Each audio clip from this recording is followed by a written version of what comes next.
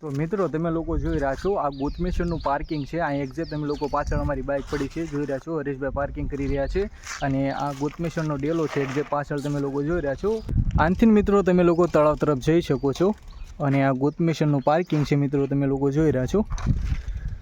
અને હવે સીધા આપણે ફટાફટથી જઈએ મહાદેવના દર્શન કરવા માટે। બ્લોકની અંદર જોડાઈ રહેજો અને એની પહેલાં મિત્રો આપણે જવાનું છે તળાવ તરફ પણ જવાનું છે, તો બ્લોકની અંદર જોડાઈ રહેજો। તો ફાઇનલી આપણે લોકો મિત્રો ગોતમેશ્વર પહોંચી ગયા છે ને ફટાફટથી જઈએ અને મહાદેવના દર્શન કરી લઈએ। અને તમે લોકો આ જોઈ રહ્યા છો એકદમ હરિયાળું લોકેશન છે તમે લોકો જોઈ રહ્યા છો અને એકદમ પહાડી ઇલાકાની અંદર મિત્રો મંદિર આવેલું છે મહાદેવનું। અને મિત્રો આપણી ગાડી છે તો પાર્કિંગ મેં સાઈડની અંદર કરી નાખી છે અને સીધા જઈએ અને મહાદેવના દર્શન કરી લઈએ।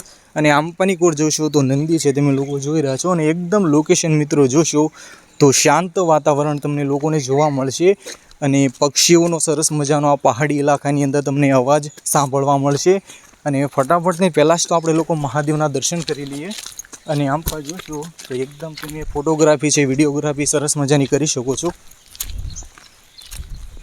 મિત્રો તમે લોકો પાછળ મારી એક્ઝેક્ટ પાછળ તમે લોકો લોકેશન જોઈ રહ્યા છો। આ લોકેશન ઉપર મિત્રો ઘણા જ ખરા જે લગ્નની સિઝનની અંદર લોકો ફોટોગ્રાફી છે, વિડીયોગ્રાફી છે, વેડિંગગ્રાફી છે, કપલના શૂટ કરવા માટે લોકો આવે છે।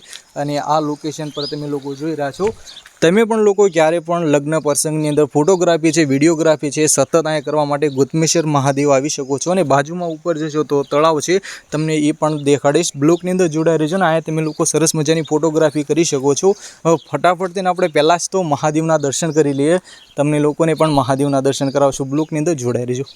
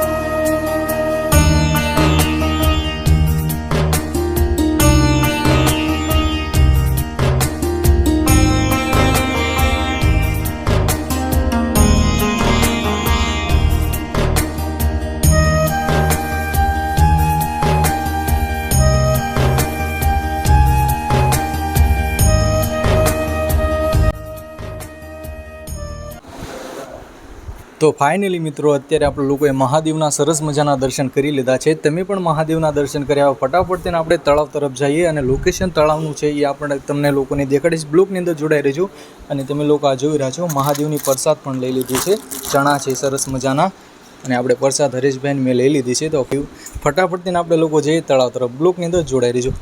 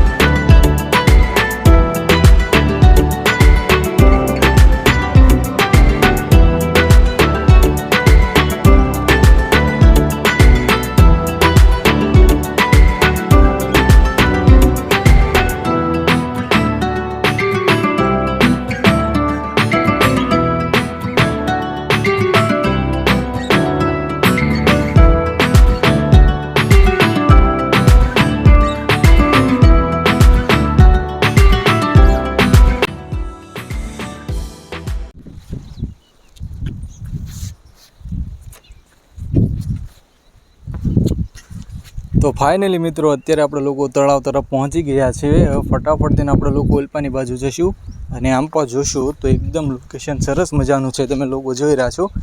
અને આંપા જોશો મિત્રો તો એકદમ હવા સરસ મજાની આવી રહી છે અને આંપા અમે લોકો અત્યારે સરસ મજાના ઘૂમી રહ્યા છે. અને મિત્રો અહીંયા તમે લોકો ફોટોગ્રાફી છે, વિડીયોગ્રાફી છે, સતત તમે લોકો કરી શકો છો. અને આ અમારું ગોતમેશ્વર તળાવ છે, તમે લોકો જોઈ રહ્યા છો. અને મિત્રો અત્યારે જોશો તો તળાવમાં પાણી ઓછું ભર્યું છે. અને મિત્રો આ તમે લોકો જોઈ રહ્યા છો જ્યાં જાળી નીચે પડી ગઈ છે. પહેલાં જાળી અહીંયા હતી, પહેલાં ઓલપાની બાજુ તમે જોઈ રહ્યા છો સ્ટેચ્યુ બાજુ આવી જ રીતે ઠેઠ સુધી જાળી હતી.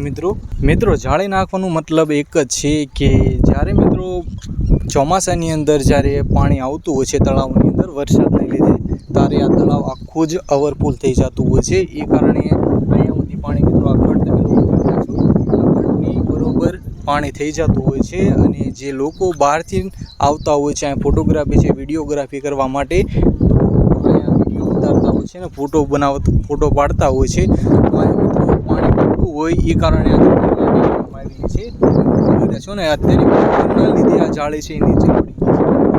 અને જ્યારે ચોમાસું હોતું હોય છે ત્યારે આ તળાવ ઓવરફુલ થઈ જતું હોય છે મિત્રો. અને જેવું તમને દેખાતું છે